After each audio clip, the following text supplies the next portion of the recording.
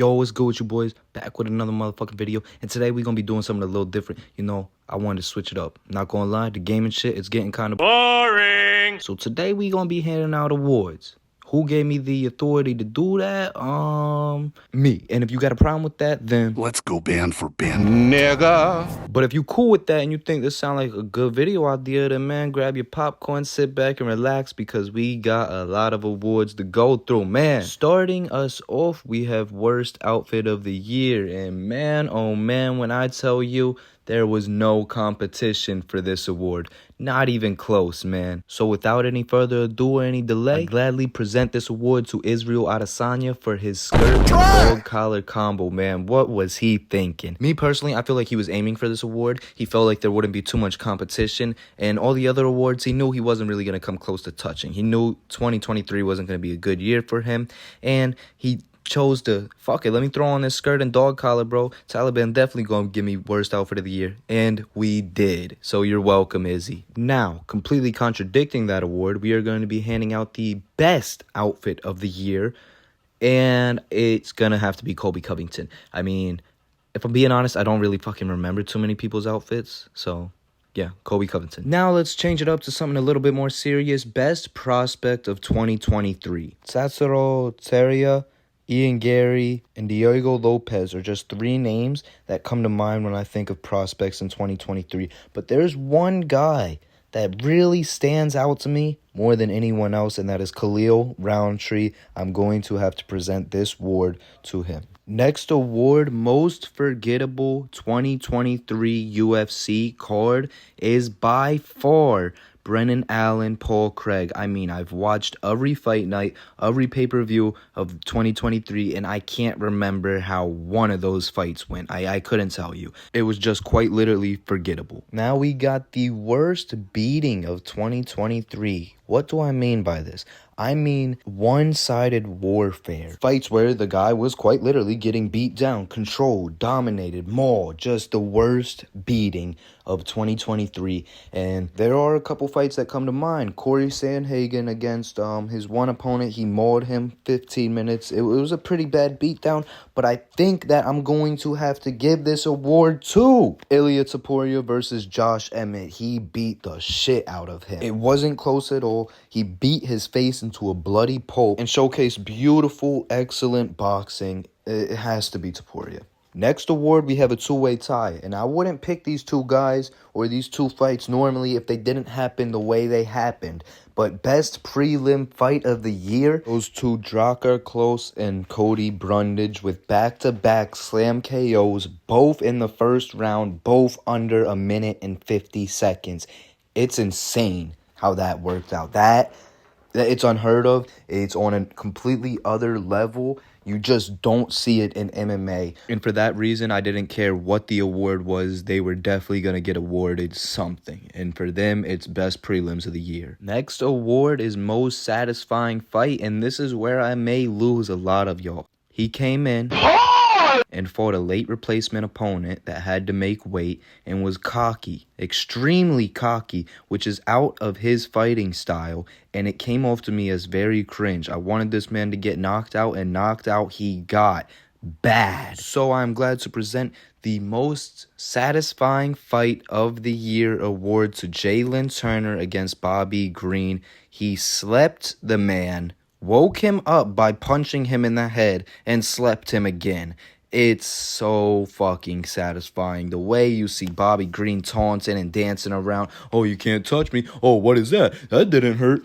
And then he just sleeps. He drops. It's so satisfying. I fucking love it. Fuck Bobby Green. And I like Bobby Green. But fuck Bobby Green. For the next award, we have the worst robbery of 2023. Now, being biased, I was going to say Volkan Islam won. But it was a pretty close match. It's hard to say that's a robbery. So I was going to go with Paddy Pimblett and Gordon. Flash Gordon, whatever his name is. But the only problem with that is I rewatched it and it was a lot closer than I initially thought. So even if you may agree with that as being the worst robbery, I don't. What I think the worst robbery in 2023 was Kai Kara-France and Amir Albazi. You may disagree, but this isn't your channel. If you do disagree, make your own video. Next award is toughest riddle of the year. Easily Going to this doctor, serving up the meanest riddle to my boy Johnny Walker. Had him so confused he couldn't continue to fight. They had to reschedule it. So definitely to this man. Next award, we're going to do biggest upset of the year. And I was going to go with Tom Aspinall versus Sergey. But looking back at it, I think a lot more people may have been rocking with Tom than I thought initially. I personally don't even think Tom expected to win. But he did win. And in amazing fashion, man. Nobody's seen it coming like that. But there was one fight that creeps in my mind that was a way bigger upset. It may be the biggest upset of the year, and that is Alexa Grasso versus Valentina Shevchenko. Shevchenko was one gem away from filling her belt, I think. I don't think a single soul seen that shit coming. Huge upset victory. Fuck Grasso till this day. And yeah, but the award goes to Grasso. Biggest fall off of the year. Now, when we say fall off, initially I think of Tony Ferguson. It was actually not funny. But Tony Ferguson didn't start falling off this year. So he doesn't get the award. Beneil Dariush has lost both of his fights this year. I think he had 2 fights. He lost both of them. But there is one name that creeps around the corner of my mind that did have a worse fall off than Beneil Dariush. And I'm going to say it. Kamaru Usman. Disagree if you want, but he went from being a champion to losing against contenders in 3-round fights. You can say he would have won the Hamzat fight with 5 rounds, and I agree with you, but he didn't. It wasn't a 5-round fight, it was a 3-round fight, and that's what you have to accept. So, disagree or agree, Kamaru Usman has had the worst fall-off of 2023. Next up is one of my favorites, bloodiest fight of the year. Now, there was some real bloody fights, man. I'm talking Ryan Spann, Anthony Smith, Michael Chandler, Dustin Poirier, or even Glover Teixeira and Jamal Hill. But I do think Luke Rockhold had one of the bloodiest fights of 2023 against Paulo Costa, and just the way he really embraced it, man. The way he embraced it is why I'm giving him this award. And if you got a problem with that, you could suck my fat fucking nuts, boy. Next award, biggest piece of shit of the year goes to Colby Covington. I like Colby, man, but what you said about Leon's dad, man, that's fucked up, and no fighter should ever take it that far, man. You're talking about a dead man's relatives, bro. You don't speak on a dead. I don't care. You can't convince me any other way. So, Colby, biggest piece of shit of the year. Next award, most boring fighter. I was going to do Marab, but of course, we all know there's one guy that is the king of boring. Forget the name below Muhammad, my boy. Easily boring fighter of the year. Most improved fighter of the year. I was gonna go with my boy Ilia Topuria, but if I'm being honest, he's looked that good, man, since the beginning of the year. So, I mean, I don't know if that's really improvement or him just being that fucking good. So I'm gonna go with Arman Tsarukyan on this. I was thinking Charles Oliveira, but he did only have one fight, and that was against Beneil. But it was a beautiful knockout. Regardless, Arman Tsarukyan for most improved fighter, and Arman Tsarukyan is gonna get another award shared with Beneil Dariush for best fight night of the year. Sean Brady, Kevin Gastelum, Rob Font, Davison Figueiredo, Jalen Turner, Bobby Green. This was absolutely stacked for a fight night card. We don't ever get this, man. So yeah, definitely fight night of the year. Following that, of course, I have to do pay-per-view of the year. I was thinking 291, but I feel 290 it's just too hard to top that. I mean, Alexander Volkanovski, Yair Rodriguez. Pantoja beats Brandon Moreno for the flyweight championship of the world.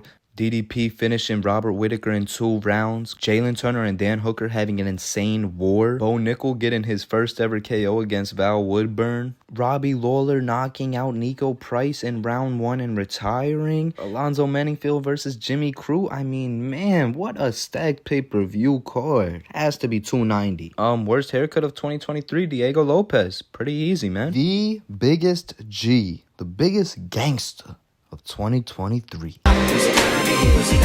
I had a couple of people, O'Malley, but turns out he's sharing his wife. That's not pretty gangster. Both Volk and Kevin Holland always stepping up for late replacements fights. That's pretty G, man. But what's not G is losing. So I was really thinking about handing this award out to my boy Edson Barboza. 2 fights this year, 2 wins, beautiful knockout against Billy Quarantillo, and beat Sadiq Yusuf by decision. That's pretty fucking G. But there's been this dude pulling strings attached to the G's, bro. Let me tell you about this dude. Elvis Brenner. is the biggest G of 2023. The fact he came in with more white hair than an 80-year-old man and left as a redhead is insane to me. The fact that he got beat down, could have been stopped in the first, and came back and knocked the dude out in the third, it's inevitable. He's the biggest G of 2023. Moving on to the real awards, the ones that y'all actually care about, the ones y'all really want to hear. And we're going to start it off with submission of the year. Now, I might be a little biased on this one, boys. I'm not going to lie to you. I really might be,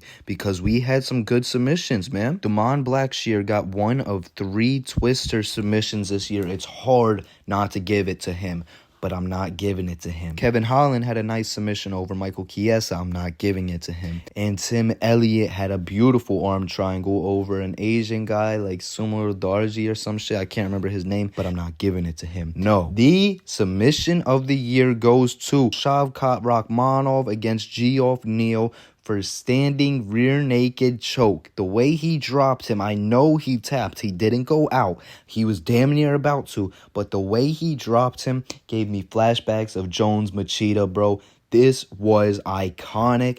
People are going to talk about this submission for years to come. Just wait till Shavkat is champ, bro. Y'all going to be talking about a submission again. Next up, we got KO of the year. Now, there's a shit ton of good KOs this year that I could really pull through, but a couple, just a nice handful, stood out to me. One of those was Edson Barboza versus Billy Q. Beautiful knockout. I didn't see it coming. Max Holloway had a beautiful knockout over Korean Zombie. Khalil Roundtree holding Thor's hammer above Anthony Smith right after he got done just making this man look like he was playing fucking Just Dance on the Wii, bro. Gotta be one of the best knockouts of the year. However, I feel there's 2 that do top it. Justin Gaethje head kicking Dustin Poirier into oblivion is something I did not see coming, and I don't think anybody really seen coming. So for that, it's definitely a top contender, but there's just one knockout that sits with me differently, man, and that is Josh Emmett versus Bryce Mitchell. It's been a long time since I've seen a knockout that brutal. That is a picture-perfect knockout. Of course, you don't wish harm after the fight, like against Bryce Mitchell. You don't want him to go into a seizure, but a good-ass knockout, a real good knockout, is going to leave you fucked up after the fight, man. That's what it does. Knockout of the year, Josh Emmett, 100%. Well-deserved. Now, here's a fun one that I don't think a lot of people really dug into. TKO of the year. Because when you look at it, who do we have for TKO of the year? I know it sounds a little boring, but let's look at the TKOs we got. Bobby Green, Jared Gordon, first and only ever headbutt knockout, question mark. Johnny Walker, Paul Craig, these 2 guys that I have no idea who they are or can't pronounce their names, but had a great knockout. Derek Lewis with a fucking beautiful flying knee in the first round. These are amazing TKOs, but there's 2, that really stuck out to me, man. Sean O'Malley versus Aljamain Sterling.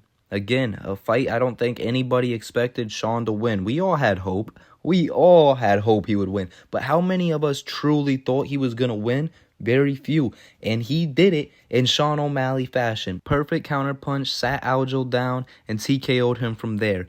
But there's one that was just better for me, and it pains me to say it, man. I don't want to give this man this award, but it's undeniable. Islam Makhachev versus Volkanovski 2. I mean, it's not only the TKO, it's not only the head kick, it's not only the fact that we didn't see it coming. We didn't see him knocking out Volk, especially not like that. It is the fact that this man, Islam Makhachev, did it to Volk. You don't expect to see Volk get knocked out no matter who he's fighting. And for a wrestler, a Sambo wrestler to do it is insane. It has to be Islam Makhachev. Now, for our second to last award, we have Champion of the Year. And this one was tricky because I thought it was going to be an easy choice. But there's one guy that went under the radar, and his name is Pantoja. However, as close as it is, I don't think Pantoja did enough to be Champion of the Year. So my Champion of the Year is going to be Islam Makhachev. Now, last but not least, we have Fighter of the Year award. Our final award of the day. And the official 2023 Taliban UFC Fighter of the Year award goes to...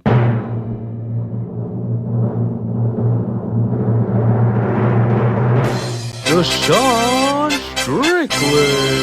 The fact that this man can go from being a contender that got knocked out by Alex Pereira in the second round to being middleweight champion is insane. Not a single soul really thought Sean Strickland was going to beat Izzy. I mean, I know there's a couple people out there that really did. But for the most part, we didn't think it was going that way. We really didn't. A lot of people had hope because a lot of people don't like Izzy. But if you know Izzy is one of the greatest middleweights of all time, if not the greatest middleweight fighter of all time. And for Sean Strickland to go out there, make him look like a piece of cake, outstrike arguably the best striker in the UFC is insane, bro. The fact that you could run through Izzy like that shows to me that you truly are the fighter of the year. If you made it this far in the video, man, all I can say is I genuinely appreciate y'all, man. I love you. Like, share, comment, all that. Do the support and shit, support your boy. And other than that, man, I just want y'all boys to know that you all appreciate it, man. Taliban out.